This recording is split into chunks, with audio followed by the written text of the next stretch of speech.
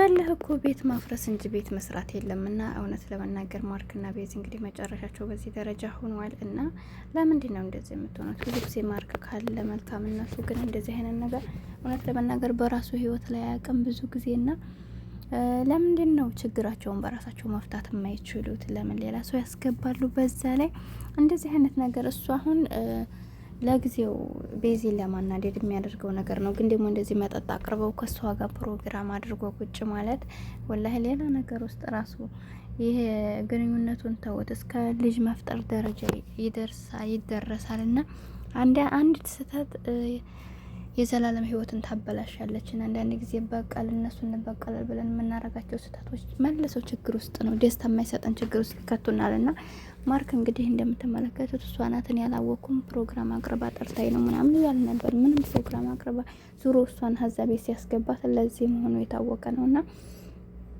በዚህ መልኩ ቤዚ ጋር ባይለያዩ ጥሩ ነው ብዬ አስባለሁ። ምክንያቱም አንድ ጊዜ አንድን ሰው ለመበቀል ብለን የምንገባባቸው ህይወቶች በጣም አስቸጋሪዎች ናቸው። እና በስሜት ማንኛውም ነገር መወሰን የለበትም ነበር። እና ማርክ እየሰራ ያለው ልክ አይደለም።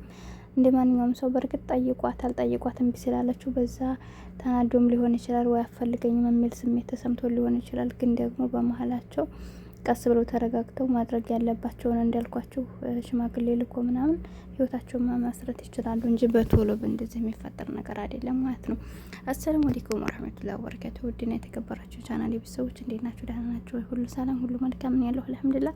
ለቻናል አዲስ ከሆናችሁ ላይክ፣ ሼር፣ ሰብ እያደረጋችሁ አበረታቱኝ። ከጎን ሆናችሁ ለምታበረታቱኝ ውድ ሀገሬ ልጆች ከልብ አመሰግናለሁ። እና እንግዲህ ከብዙ መጥፋት በኋላ መጥቻለሁ በእነ ቤዚና እንደነገርኳችሁ እኔ እንዴት እንደሆነ አላውቅም። ብዙ ጊዜ እንደዚህ ማርክና እነሱ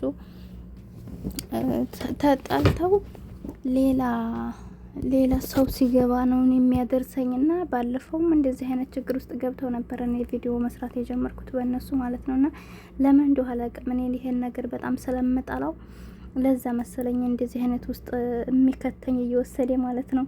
እና በእውነት ልጅቷ ጥሩ አላደረገችም። ምክንያቱም ሴት ልጅ ናት። በሴት ላይ ይህን ክፍተት እየተጠቀሙ የሚገቡ ሴቶች እኔ ጤና ያላቸው አይመስለኝም። እና ነገንም የማያስቡ ለራሳቸውም ለሰውም የማይጨነቁ ሴቶች አላህ ሂዳያ ይስጣቸው። በጣም አስቸጋሪዎች ናቸው።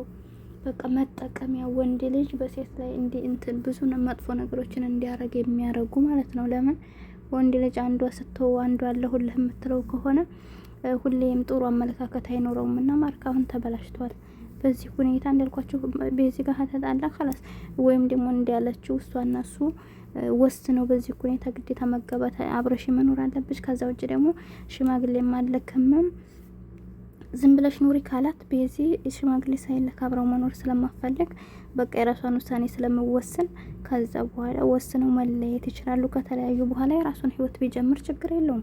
ቁመህ ቅር አይባልም። ቤዚ ገና ነኝ ስላለችው እሷ ልጅነትም ስላለባት እሱ ደግሞ ደርሻለሁኝ እውነት እኮ አለው። በርግጥ ማግባት ከፈለገ መብቱ ነው። ግን ደግሞ እሷ ጋር እንደዚህ በደንብ ሳይለያዩ ተስፋ እያላት ሌላ ሴት አንጥቶ መበሻሸቅ ሳይሆን እሷ ጋር ካላስ ከጨረሰ አልፈልግም ብሎ ወጥቶ ከሷ ህይወት ከዛ እሷም የራሷን መንገድ ትመርጣለች፣ እሱም ደግሞ የራሱን መንገድ ይመርጣል። ግን ደግሞ በደንብ ሳይለያዩ እሷ ነገ ይስተካከላል ብላ እየጠበቀች በዚህ ልክ ለሱም በእንደዚህ አይነት ስሜት ውስጥ ሆኖ ሌላ ሴት ጋር መሆኑ ልክ አይደለም። እንዳልኳቸው ወንድና ሴት አብሮ በሚሆን ሰዓት ብዙ ነገሮች አሉ። ሴቶች ደግሞ አሁን ላይ ለራሳቸው ለማድረግ ሴትነታቸውን ያረክሳሉ። ልጅ ቢፈጠር ራሱ ቦታ የላቸውም፣ ችግር የለባቸውም። ዋናው ነገር ያንን ሰው ለራሷ ማድረጓ ብቻ ነው። እና አይታችሁ ከሆነ ቃልና ብሌንን እንግዲህ የልጅነት ጓደኛዋ ናት፣ ሚስጥረኛዋ ናት፣ ብዙ ነገሯ ናት።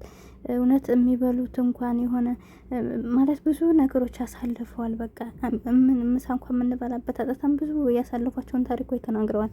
በዛ ልክ በጭንቀትም በመከራም አብረው ያሳልፉ ጓደኛሞች ግን በወንድ ምክንያት እንግዲህ ተካክደዋል ጓደኝነታቸውን። አይታችሁ ከሆነ ብሌን ናታን ጋር የሚሰሩት ብሌንን ታቋት ከሆነ እናቃል ማለት ነው።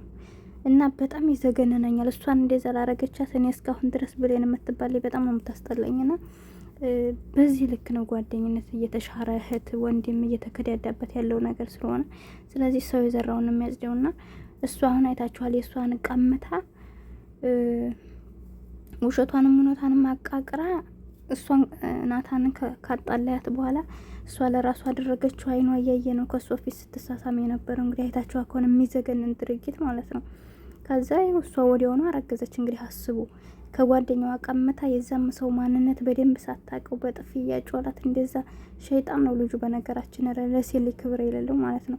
ግን ፍቅር አይኗን አውሯት ልጅ ሁሉ ከመውለድ ደርሳ አሁን ላይ ልጅ ከወለደ በኋላ የባለፈው ቢጣሉ አውልቆ ነው የጣላት። ከዚያ ላይ ራቁቷን አውጥቶ ጥሏት፣ እሱ ደግሞ ከእንግዲህ ትናንት ወዲያ ቤት ዘግቶ ራቁቱን ሁሉ አግኝተው በር አላስገባሽም ያለት እና በጣም ብዙ ነገር አለ። ስለዚህ ሴቶች ለራሳቸው ለማድረግ እንግዲህ የምንፈራውን እንኳን ልጅ እንኳን አይፈሩ ወልደው በቃ እንዴት እንደሚሆኑ ራሱ አላውቅምና በጣም ከባድ ነው። ስለዚህ ሴቶች እንዲህ አይነት አመለካከት ያላችሁ ሴቶች አይምሯቸው ላይ ብታወጡ ጥሩ ነው። ሰው የለፋበትን ለመብላት አትጣሩ። ሰው ሲጣላ የሰው የሆነ ሰው ለማስታረቅ ይጠራል እንጂ እንደ ሸይጣን ከመሀል እየገባችሁ ሰው ለማለየት ባጥሩ ጥሩ ነው። በዛ ላይ ደግሞ እናንተም ባለቤቶቹን ብትሆኑ ሰውን የምታስነቁት ራሳችሁ ናችሁ። እንግዲህ ይችል የምታመናጭቃት ቤዚን ማርክ በሰጣት ልክ ነው። ገባችሁ አይደለም?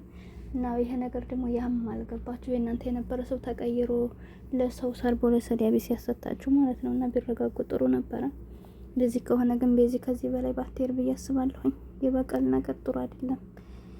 እና ለምን እንደው አላውቅም። የተወራች ሁላቸውም ተበለሻሽተዋል። ጥሩ ሰው የሚባሉት ሁሉ አሁን ተቀይረዋል። ማርክ እውነት ለመናገር በጣም ሰልችቶታል። ሳየው ራሱ አይምሮ ላይ በጣም ነው እንትን ያለው። ለማንኛውም ቻናል ላይክ ሰባር